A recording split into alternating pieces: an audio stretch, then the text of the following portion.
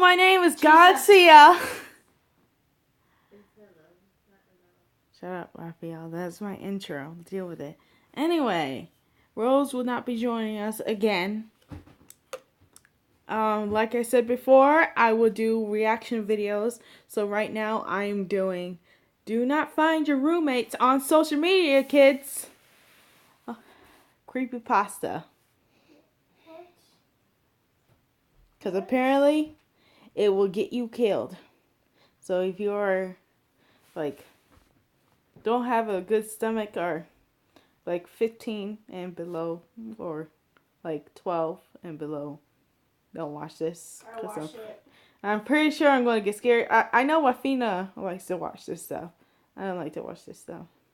It's creepypasta. You do watch this I want to sleep at night. I want to sleep at night tonight because it's terrible.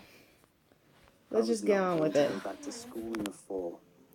I wanted to focus on some hobbies of mine, such as photography and music.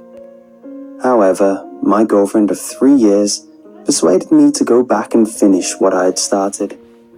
After all, I was just halfway through my degree. Let you do you. By the time I decided to go back, it was already well into June.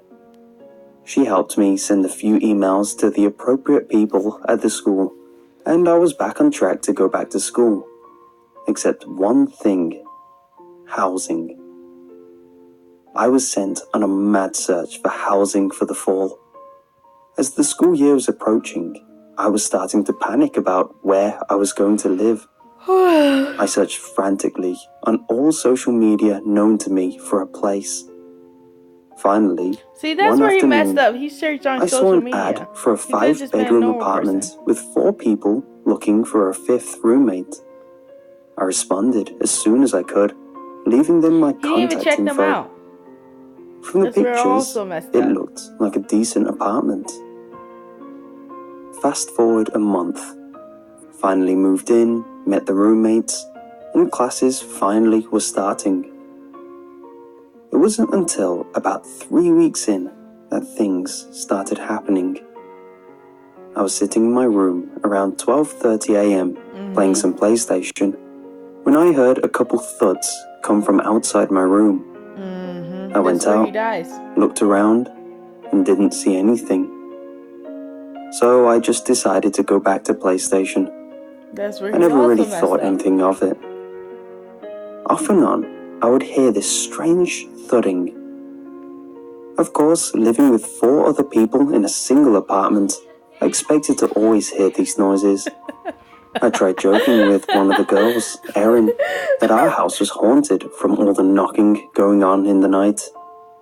We laughed, but in the corner of my eye, I could see Frank. He just had a cold, dead stare at us. No emotion or expression went across from his face as we were laughing. He's a killer. I thought it was a little strange, but hey, maybe he was afraid of ghosts. I don't know. Then, the scratching came. The scratching that I would hear all hours of the night. I knew it wasn't an animal. It was a pet-free apartment building. However, I have known friends who don't really care about those rules and just hide the evidence that they had a pet, so I was a little stumped on what it could be. I always believed in ghosts, and was a big fan of scary movies, ghost stories, no sleep, etc. So of course, I got a few friends together, and we had a few drinks, and brought out a Ouija board. Aww. We were all drunk, asking questions, and of course, the glass was moving to letters because some of us thought it would be funny. Nothing serious really came of it. A few weeks went by, and it's now October.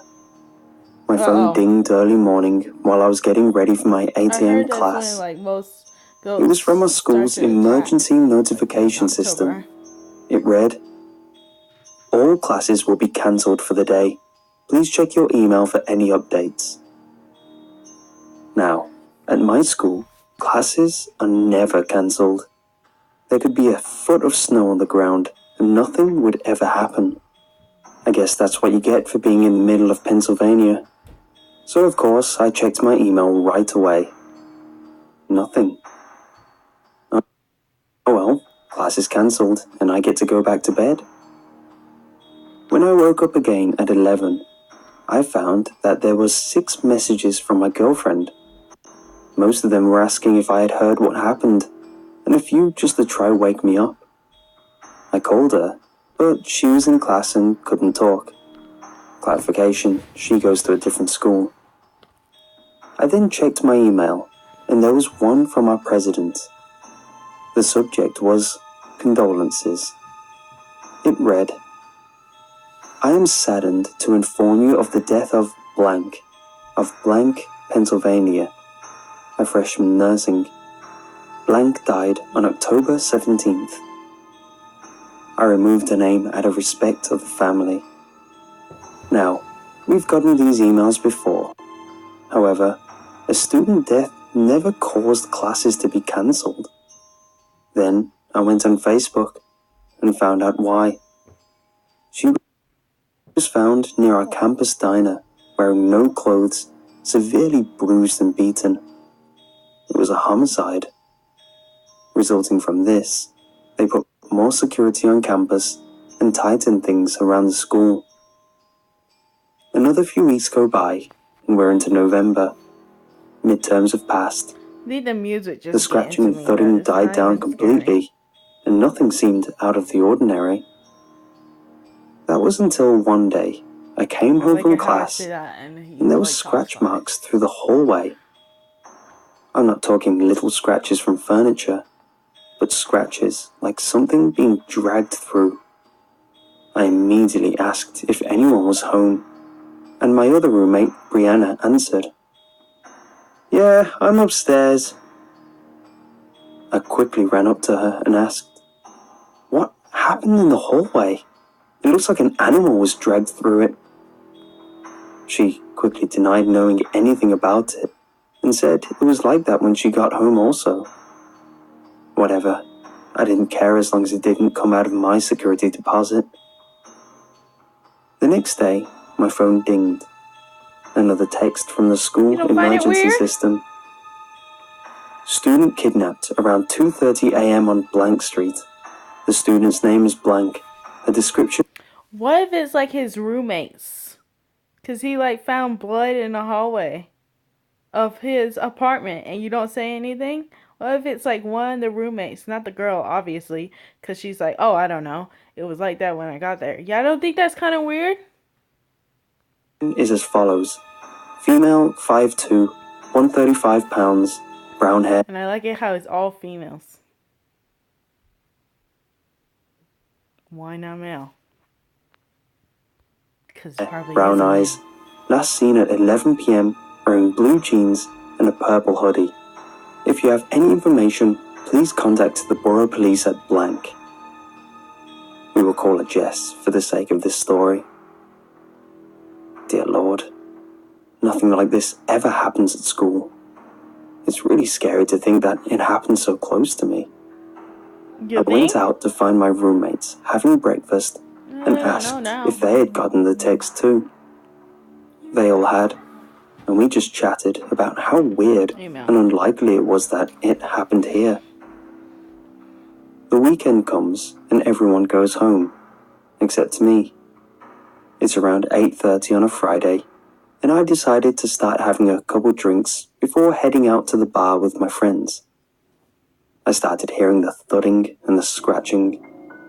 This time, it was more than normal, and a ton louder. Of course, I'm tipsy and scared, so I just head to my friend Jared's apartment. I explained what was happening, and he decided that after we have a few drinks at the bar, we can go back to my house and look around. Around 1:30 a.m., after numerous shots and beers, we decided to go back to my apartment and search around. Let me give you some background of my apartment. It is the top 2 floors of a house, and we are on top of another apartment. You enter on the porch of the house, and immediately go up a flight of stairs to the second floor of the house, but the first floor of my apartment. On the way up the stairs, there is a closet, where sometimes we would keep shoes and coats, but that's about it. Then, on the first floor, it has the living room, kitchen, hallway, bathroom, and Frank and Erin's room. The second floor had Brianna's and Amanda's room. Come back to me and Jared coming from the bars. We were both pretty drunk at this point, making jokes and laughing about what this could be. But I don't think I could have prepared for what it was. I know. We get back, Like, this and we're is a just letdown, wandering guys. around my house being stupid. Then, I have the idea to check the closet that is on the way up from the first floor of the house. I open it up, start moving around some coats, but no luck. It's not a very big closet. I moved some shoes, and then suddenly found more scratches, looking exactly like the ones that were in the hallway. Oh no. I follow them, and they stop suddenly when it reaches the side of the closet.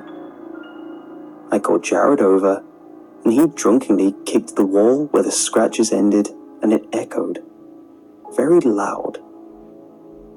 At this point, we get pretty excited of the discovery we just made, and try to find a way to open up the wall.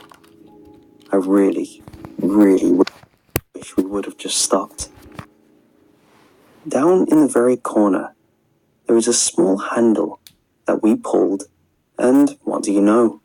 It opened a crawl space to go back into wherever this was going. We crawl back to find a staircase leading downstairs to the back of the house. The smell was terrible.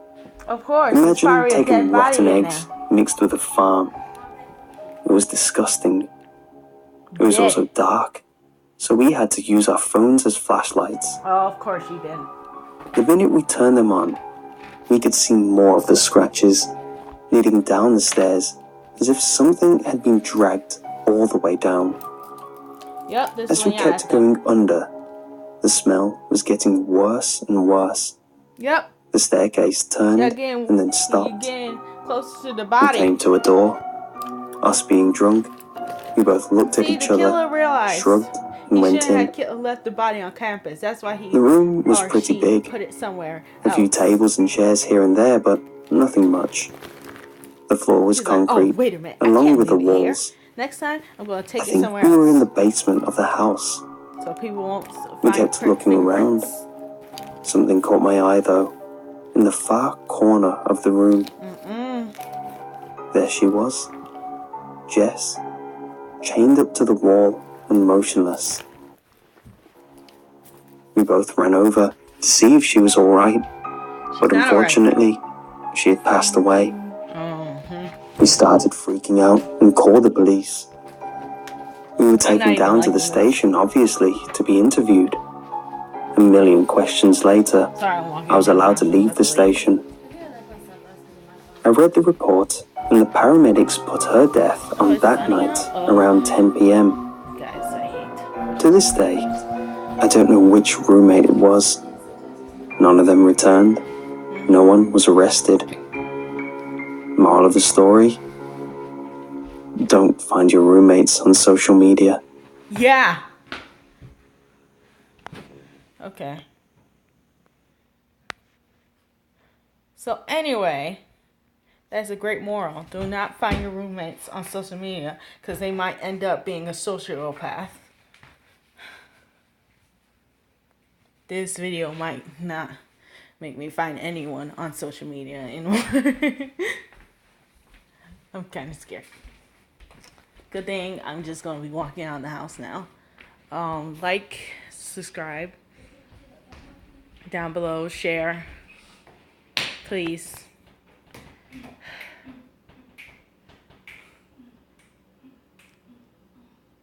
Sorry, my sister was doing something weird. Bye-bye.